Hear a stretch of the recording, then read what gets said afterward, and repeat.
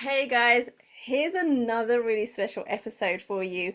And this is a really special member from the DI mastermind that you have been hearing so much about, right? You've heard different individuals, but this person, oh my goodness, she's like a secret source of what she does. Now, she works a lot in corporate and she teaches people how they can actually find partners and have all these great contracts with people in corporate. Like these are big contracts and how you can go about doing it.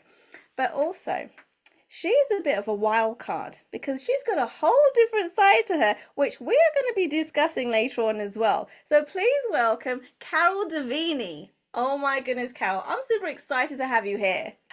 Carol, like I was saying, I'm so excited for you to be here because you've got so much experience, right? And you've been doing this for a long time, and it's something I guess people haven't thought about tapping into, or if they have, they don't really know how to go about it, right? And I really want to dig a little bit more deeper as to how you help your clients. But before we go there, right, I would love for you to share with our audience today a little bit about what it is that you've done to get to this place, because we all know a business doesn't happen in a click of a finger. You don't wake up one morning and bam, you have this multi-million dollar or pound company, right? So what did your journey look like to get to where you were? What were some of the obstacles that you had to kind of do the twists and turns and overcome? Sure. And I think you're so right. Like, you don't wake up one morning and you've got a successful business. And I have a bit of a theory that people who start businesses are very often people who have had to face some adversity in their life. So either that's they've had to deal with like systemic adversity. So the world isn't set up to be fair to everyone. Some people have to overcome that on a daily basis. And then there are some people who have individual and personal adversity. So actually they might have a fairly privileged life, whatever that looks like. But actually they then experience things that they have to overcome and build their resilience. And I think a lot of people who start businesses have that background because you have to be a bit of a risk taker because you do have to overcome obstacles. And I think it's people who know, well, I overcame that or I'm still overcoming it. I can probably have a go at having a business. Ah, oh my goodness. Okay, so it literally was, oh, I've got this idea. Let me just see how it works out and just go for it. I mean, I literally quit my job. I had a very good job. I was vice president of a big organisation. We were living in Canada. I'd been headhunted. I had a senior role in a UK organisation, got Wow. headhunted to go to Canada, moved our whole life over there, sold our house. Some things happened that just meant that it wasn't a good place for me to stay anymore. It was a combination of needing to come home and needing to leave the job. So everything sort of happened at the one time. And the traditional thing you would do is go and get another job. But there's something kind of freeing about not having any responsibilities because usually we've got, all sorts of things going on. But when you've moved overseas and you've sold your house and you're an immigrant in another country working on a work visa, you're kind of in like this temporary status anyway. And I Hmm. thought, maybe this is the time to start a business. I've talked about it so many times. So many people have said this would work really well. Maybe this is the time to give it a go. And I'm quite a structured person, so I wrote a plan. So I knew I've got a year to do this. I've got a year to start knowing that I can replace my salary because we still had overheads. And I thought, and if I get to a point where I know it's not got any traction, then I can go back and get a job. Yeah, I'm going to lose face and have to tell people, well, I started a business and it didn't work. But you know what? I've had to tell people worse news than that, and I'm sure I will in the future. So My yeah, goodness. that's how it came about. So, what was it about your job that you're like, no, I don't want to do this anymore. I'm gonna actually now take that step forward and build this business that I've been talking about for so long. What happened there?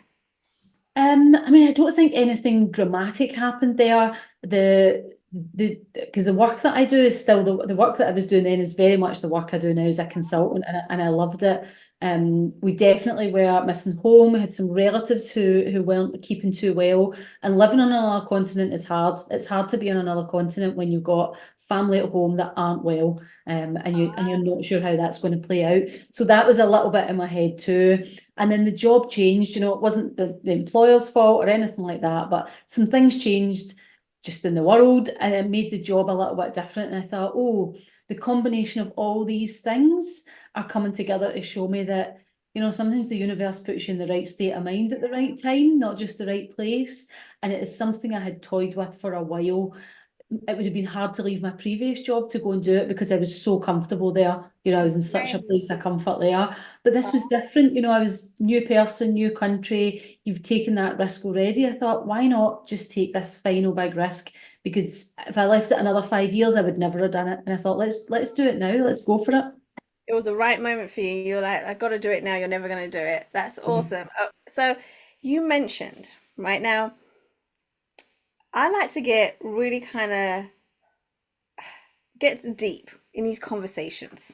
Okay. And we'll go as deep as you feel comfortable, Carol. Okay. And if there's So any point that you feel like, nope, not talking about that, then just let me know. Right. And that's completely fine. And you spoke about, you being overseas and you working for these corporate companies, which is great, but you kind of felt homesick, right? And you had some sick relatives that I guess your head and your heart were fighting. Like you wanted to be there, but you really wanted to kind of build this business. You love doing what you were doing.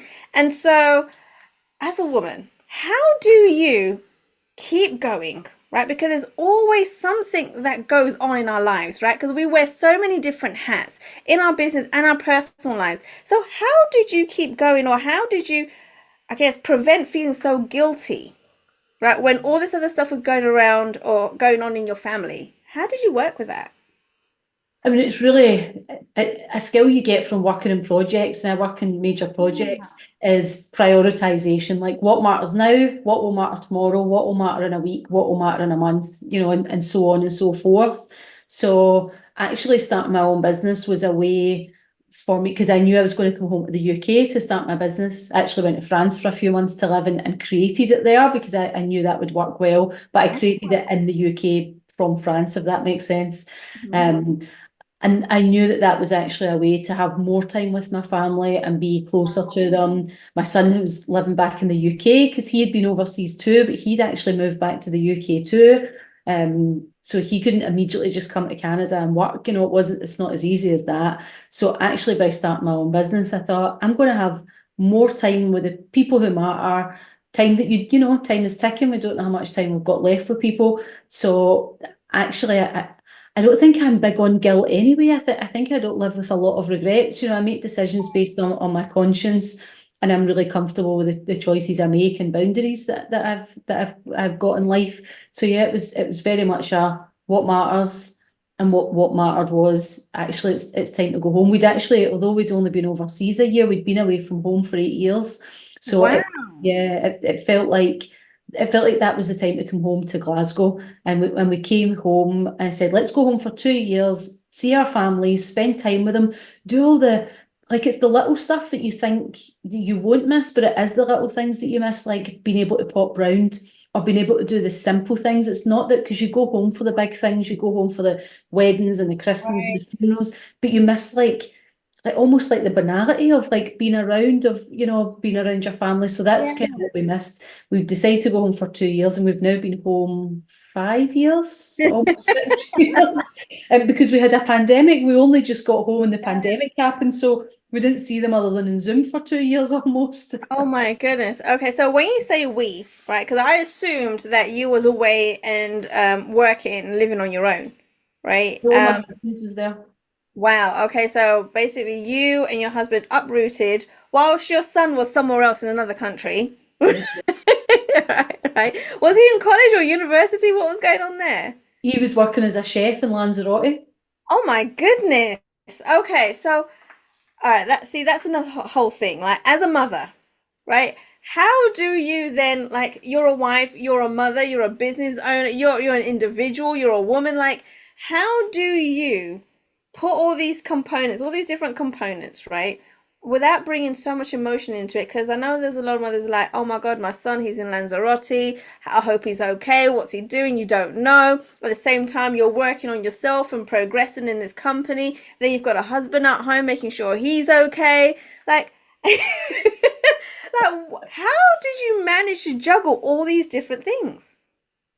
I think the thing is, Like you always think when your kids are young that when they get to a certain stage as an adult, you stop worrying about them and being concerned.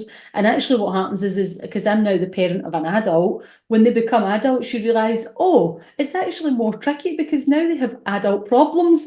And as an adult, I knew how to solve the child problems. As an adult, we're all still just making it up as we go along, aren't we, Kay? So you It's actually think, true. these are more difficult to solve because you're then into the realm of Mm. this is life happening to them and you cannot protect them from it. All you can do is be there to comfort them from it, or use your resources.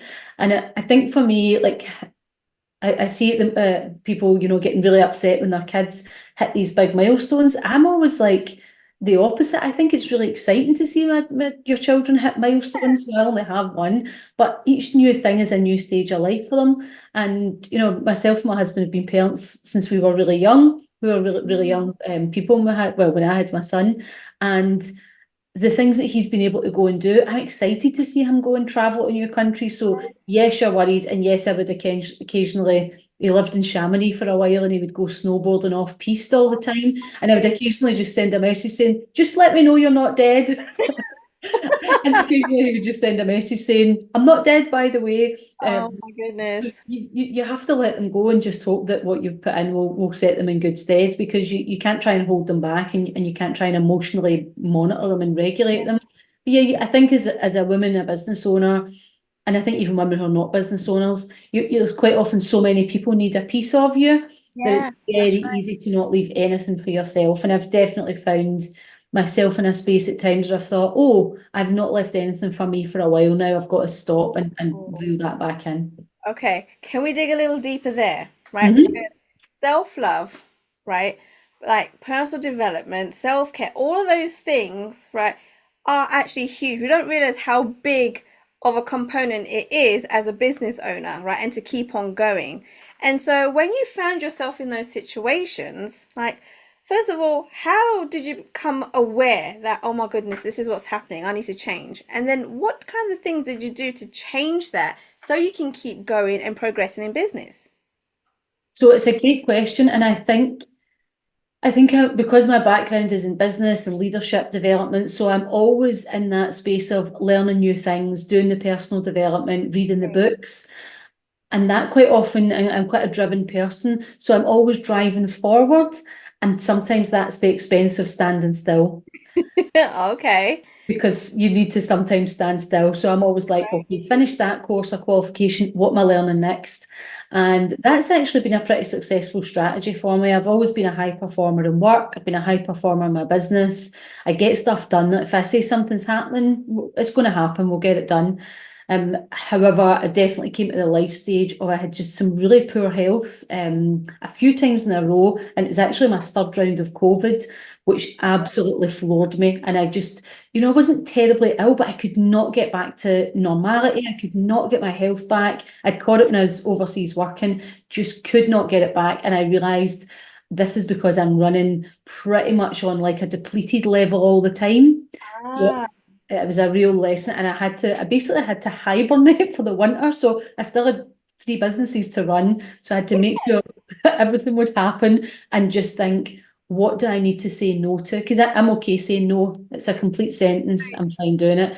But I really had to then, and the fortunate thing is I work with a lot of small business owners who the work I do with them is help them get like their well-being and their health related services into corporate environments. So who okay. do you think I turned to? The Right. experts who like this was their whole thing. And I thought, well, I could figure this out myself, or I could just do the thing which I most despise doing, which is ask people to help me. Uh-oh. And that's what I did. I reached out and got, some really good advice from some of them, because what I didn't need was generic advice. I needed specific Mm. advice for me, and it was so good. And I could start making those changes and some of them were changes to get me well, and others were changes to keep so that I stay well. Oh, I love that. I love that. Okay. So many questions. So I'm going to take a couple of steps back. Now, you said that you had to basically hibernate, right? And I'm like, well, you hibernated. How did you manage to still keep three businesses running? Like, not many people can say that they've built a business to the point that they can hibernate and it's still going. So, what's the secret there? I mean, when I say I was hibernating, I had to still work. So there was still work that I had to deliver. But what I had to do was not take on more work that relied on me being a key component of the delivery. Ah. So we switched one of our courses that I normally deliver, we switched that to Evergreen for a few months so that if people inquired, I could just say, here it is, go and get it self-guided, because I knew I couldn't teach it. It takes a lot of energy to run that program. So we kind of set that down. There were a couple of pieces of work that we were prospecting for that I just went to those clients and said, hey, could we deliver them next year? And they were fine because it wasn't anything static. And then the work that I had booked to do, I knew I have to do that.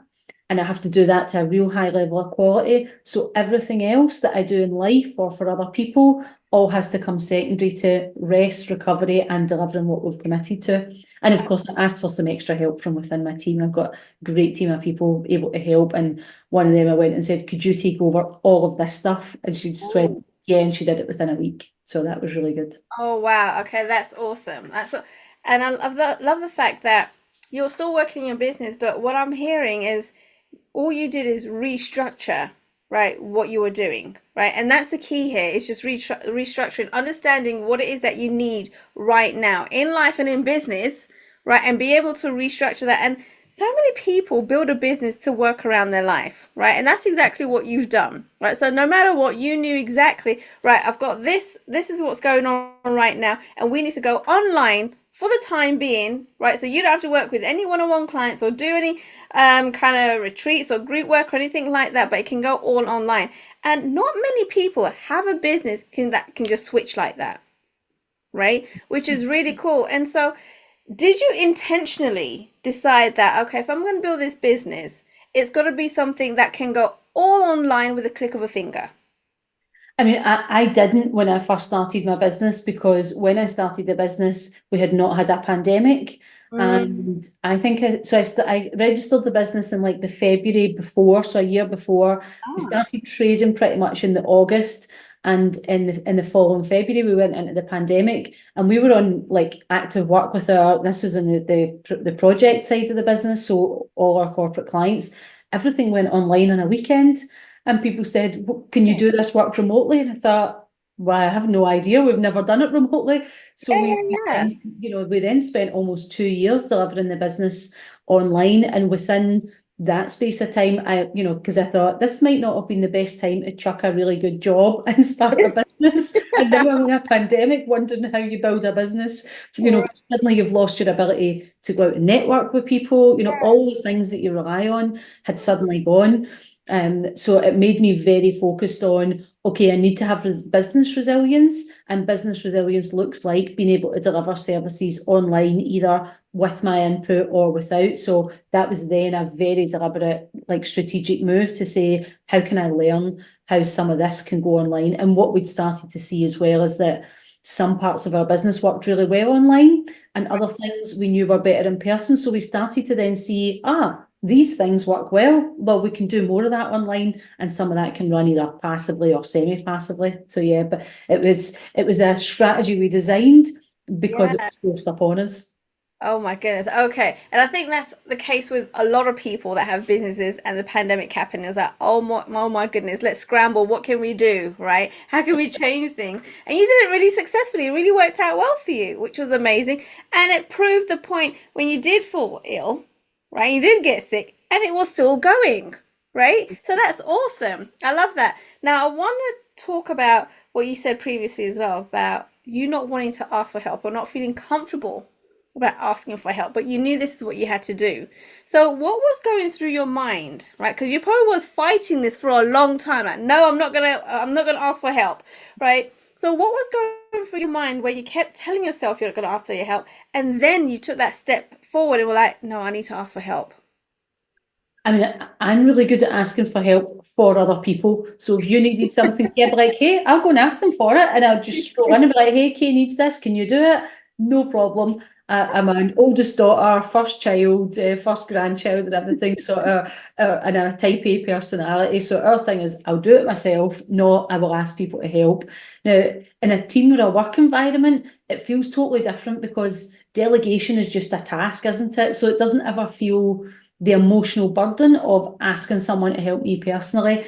So I find that really, really difficult. And fortunately, it's something that I'd been talking about with my husband for a while. And he's just like, Ah, because it'd come up in a conversation, he'd been suggesting I asked someone to do something, and yeah. I had said, but I don't like to ask anyone for help ever. And it was, after 20 odd years together, he was shocked to find this out, that I felt this, Really? yeah, this deep-rooted Wow. aversion to, Oh to my goodness. asking for help. Yeah. Wait, does that mean that you feel awful about asking your husband to help you with certain things? Or is that okay? I don't ask him for help that often. Really? Yeah. Yeah. Ah, And if I do, then yeah, I would still feel a slight aversion to asking him for help. Yeah, like he was totally surprised at this. It's like, wow. obviously, like you helped me with anything I asked you for. Why wouldn't I help you back? I'm like, it's not about whether you would or not. I just don't feel comfortable. So it's, and I knew like it came up in personal development a few times. I know myself well enough to know that's like a sore spot for me. But I realised, so I had been trying to do it a little bit more because we'd had this conversation. He's like, well, why don't you? So part of that narrative is I think I will ask a person for help. They will not do the thing. They will let me down, breach my trust, and then I will be mad at them, and that will damage the relationship. Oh, I see. Okay, so it's because you've been let down so many times when you did ask for help.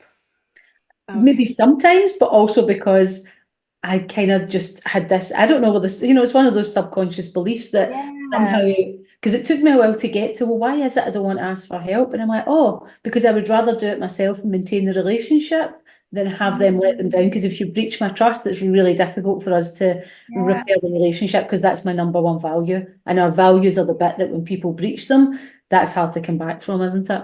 definitely. Yeah. Oh my goodness. Okay. So from what I can hear, what you're saying to me is that you felt okay with helping everybody else out, right? And with, I guess, how should I put this? With what you were going through, that you didn't want to ask for help for yourself, is something that I hear women say all the time. They're happy to help everybody else out, the entire world. But when it comes to putting themselves first, it's a no-no, right? Yeah. So, can you tell me a little bit about what was going through your mind at that point, too? Because we like to spread ourselves really thin, right? But we don't look after ourselves most of the time. And when that actually changed for you? Yeah, I mean, the patriarchy is great, isn't it? It's convinced us to say we will do all the things all the time and be all things to all people and be good girls and play along Yes. nicely. And I have to say that wasn't ingrained in me at home. I didn't grow up in a household where that was ingrained. That's very much not the way my parents sort of live or speak. But society is structured that way. So I did realise, I think sort of November I got sick, probably around about coming to December, I realised I'm really struggling to recover here and things that would normally take a lot less energy, I'm finding so much more difficult. And I spoke to my husband about it, spoke to, like I say, I reached out to a couple of clients I was quite open with some of my clients and two of them immediately were like, do you want to have a chat? Because I've got some strategies to help you. I thought, Okay. okay, and had some calls with them, and a lot of what they sort of talked about was who have you got around you who would help you, and I thought I've actually got a really nice bunch of friends and a really great family who are all supportive and willing to help, and Yeah. I am being kind of disrespectful to them, not like reaching out and saying I need some things from you for just now. So I was trying to put myself in their shoes and think, if I knew they were sitting alone struggling and not saying, could you do this small thing to help me? Because well, they wouldn't even have to explain it. So I Yeah. kind of tried to like use some of that, reverse my perspective and see it through their eyes and think, oh, I would be so mad. And I would also be hurt that they didn't think they could reach out and have that. So like drilling into that emotion of it made me think, okay, well, I'm just going to say to some friends, we've got these plans. I'm actually struggling, with my bandwidth. I'm tired. And I'm going to have to not do these things for the next few months because I need to get well. And of course, your friends are like, of course you need to get well. What else do you need from us? And Yeah. my family were the same. They're like, well, you're working a lot, you're traveling a lot, what can we do to help? I usually go overseas with family for Christmas. I knew that was going to be a stretch, and so didn't do that. And it was fine, the surprising thing was, or not surprising thing was when I asked people for help, they gave it. And a lot of that was just understanding that I couldn't do certain things rather than asking them to do things for me. Right. And it's really, I think, surprising because every time I have a conversation with somebody where they have finally asked for help, right, it's been like, oh my God, they've helped, right? They actually want to help, right? And it's always like, why didn't I do this before? It would have been so much easier, right? And so it is that little trigger, that little click, that light bulb moment that goes out when you do it the very first time and it's worked out, right? Yeah, And I think as human beings, we love to complicate everything, right? When really it could be as simple as just asking, yeah, for most sure. of the which is awesome. Now, I want to talk a little bit about what you do, right? And we kind of hinted that you work in corporate, right? And a lot of things that you learned in corporate, you've kind of built into your own business, and you're doing the same thing now. So I would love for you to kind of explain to our listeners what it is that you do in the corporate world, or how you bring people together in the corporate world, and why it's important for business. Sure. So there's two parts to our business. So the first is I own a global consultancy and we work with people who build major projects. And that's mostly government clients or big transport agencies or anyone building infrastructure or delivering big projects. So those are all of our corporate clients. And the work we do with them is quite niche, but it's all in that project space and it's international. The other work that we do is we help small businesses who also want to work with big corporate clients. Now, they don't all work with my clients, they sometimes work with different clients, but I very much want to see more and more small businesses winning corporate contracts. It's such a resilient thing for their business to have these lucrative contracts, gives them much more certainty, just gives them the income and the escape from feast and famine. So what I do on that side of the business is teach small businesses how they can shape their business, prepare themselves, and then actually win corporate contracts and then manage them and then win them and repeat. Oh my goodness. Okay. That sounds awesome, right? It sounds really awesome. But at the same time, I'm thinking maybe other people are listening to this and thinking, but it sounds really complicated. How do you do all of that, right? There must be like loads of rules and legislation and all these things that you've got to put in place or think about, policies, right? Before you can go ahead and work with corporates. I mean, I think small businesses definitely think it's more daunting than it is because Mm, a lot of the things they think about what a corporate company looks like and they think they have to replicate that. They yeah. don't. They're going in as a small business. So yes, you have to have, professional indemnity insurance, but who's operating a small business without insurance anyway? Yes, you have to have a product or a service you can sell. Again, who's operating a small business that doesn't? And yeah, they might ask you for certain things like invoices so that you can get paid. You're probably invoicing your consumer or small business clients. So the context might change, but a lot of the things that small businesses have to do anyway, like what if you're in a particular field, you will generally know the legislation and the quality and whatever the requirements are of being in that field. You'll know things about GDPR or whatever it is that you have to know to run your business. A lot of that translates exactly into corporate. More of what they need to know is actually how does the buy-in process work, and they're always totally daunted by that. But once you've done it once or twice, actually you realize this is the same set of processes in every different company. The forms might have a different name, it might take a different number of weeks, but actually it's pretty much the same structure. They pretty much buy in the same way. So once we get them through that, they're like, oh, that's a lot of paperwork, but it's Yeah. money at the end of it. And if I can do this a few times a year, it's a lot less than making perhaps hundreds or thousands of individual sales. Right. Okay. See, that brings me to the next question because I was going to say to you, why would you want to go into the whole corporate thing and do all that paperwork? And why not just stick to what most people do is coach individuals? Yeah, I mean, not everyone I work with are coaches. Some of them do all sorts of different things. The reality is, if you sell to consumers or small businesses, they can be quite volatile markets economically. I mean, this year, we're recording this in 2024. 2024, very volatile market for small businesses. Lots of people I know who sell direct to small businesses are having a tough year. 2023 was tough. 2024 is really, really tougher.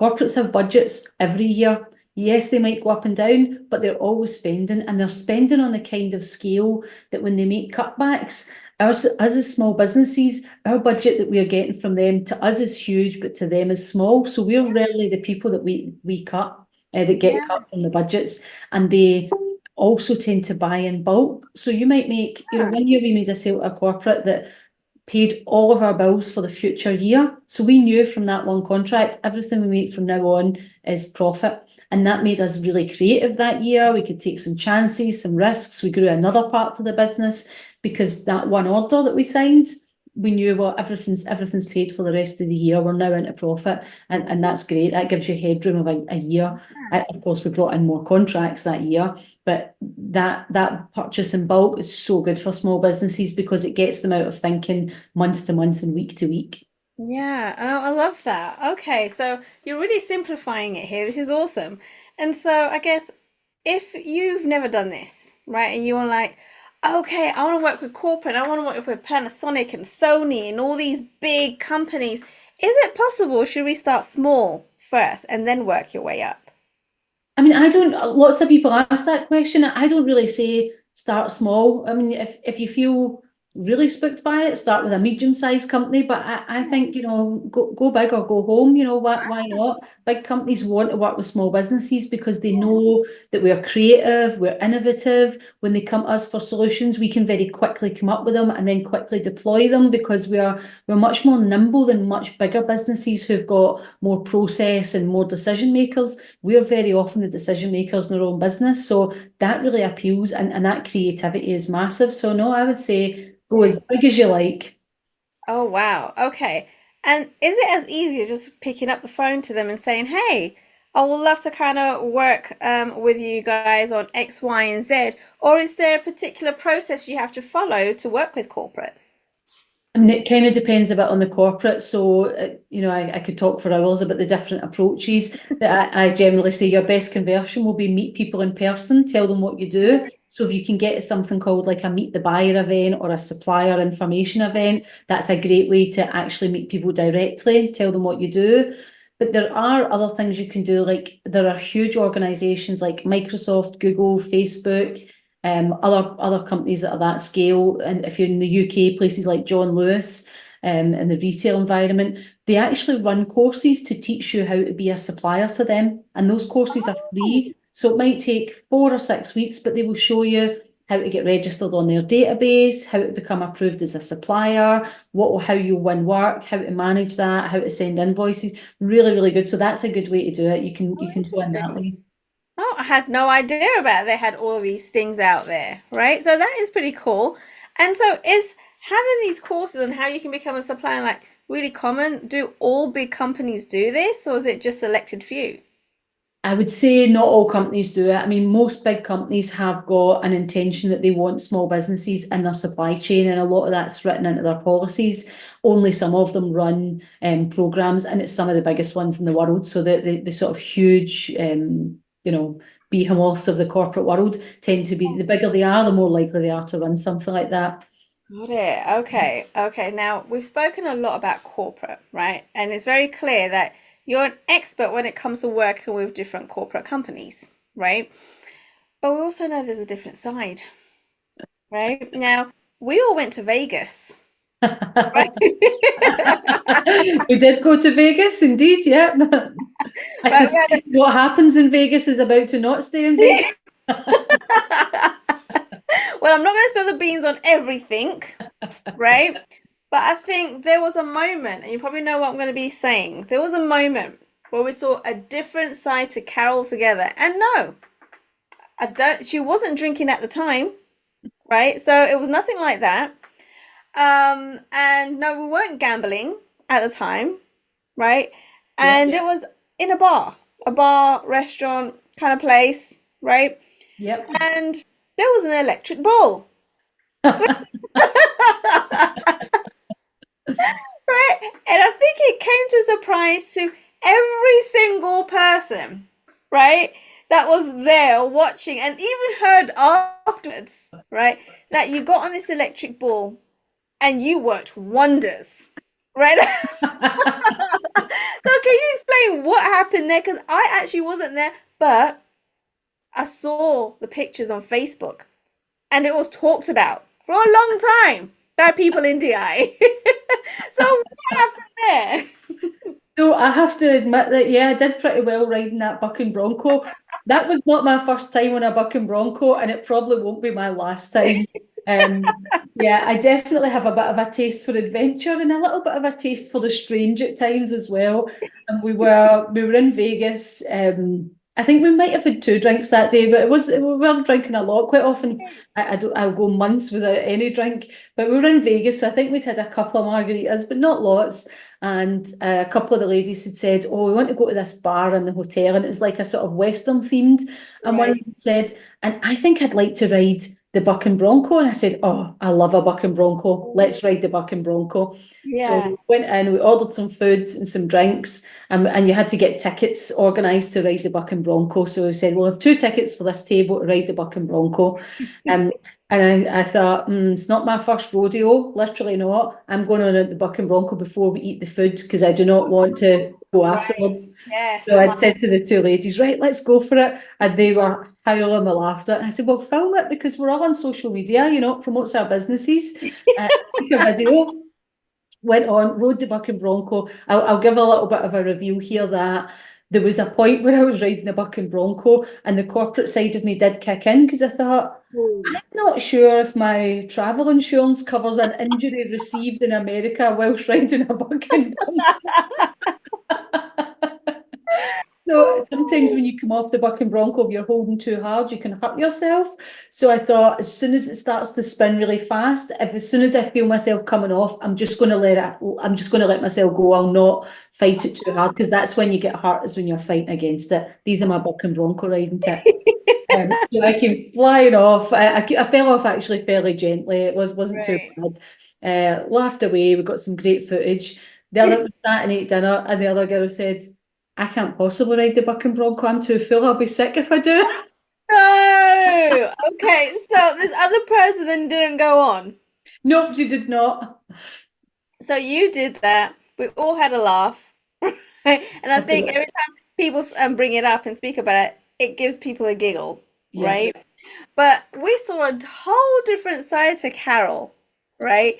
And we're like, oh my goodness, she works in corporate, which means you've got to be very prim and proper and very, suited and booted.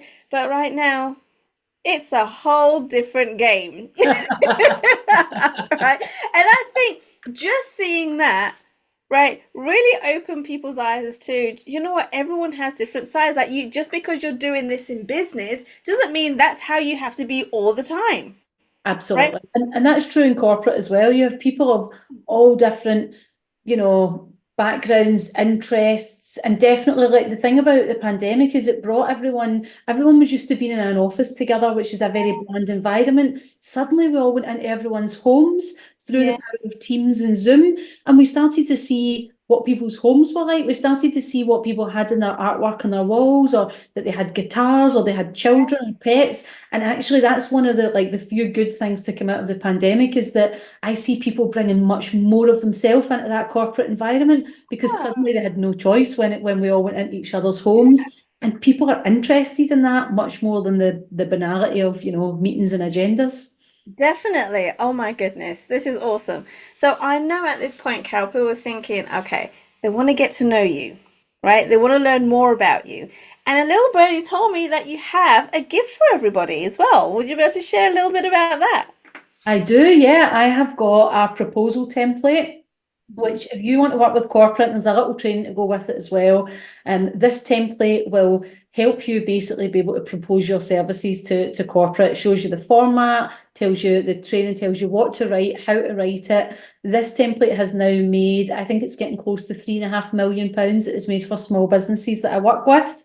Right. Um, so simple to use, training is there with it, and it will, if you're sitting there thinking, well, I know what I sell, but I don't know how to put it to corporates, this is what you're going to need to do it. So it'll tell you how to get your business ready, how to get yourself ready, and give you the template and all the training to go with that so you can write your first proposal for a corporate audience. Fantastic. Now, guys, I am going to be putting all the links in the show notes. So make sure you go ahead and grab that proposal and also go ahead and connect with Carol, right? Carol, are you on all platforms? Where would be the best place for people to connect with you on social? I would say if they want to work with corporate, connect with me on LinkedIn. And if you want to know about learning to work with corporate, get me on Facebook or Instagram. There you go. And guys, I'm going to be putting all those links in the show notes as well. So make sure you go ahead and grab those. And make sure you do connect with Carol because, as you can tell, right, there's more to Carol than what meets the eye. And she'll be able to teach you a lot of different things in corporate, but also not to be all about business all the time, and that we need to have some fun in business too, right? And that's okay, because that's what people want to see. That's what corporates want to see, right? The person that you are. So make sure you do connect with her, connect with her on social media, and reach out to her. Have a conversation, right? Get on a call with her, and I can tell you she's going to do wonders for your business. Carol, thank you so much for coming onto the show. Thank you so much for having me. It's been an absolute joy. Thanks for listening to Make Your Mark podcast at www.makeyourmarkpodcast.com. Make sure you hit that subscribe button so you get this and every other episode that comes out. We have lots of great stuff coming, so make sure you hit subscribe so you don't miss it. And thank you in advance for all the reviews and comments. I appreciate it so much. And I look forward to serving you in next week's episode.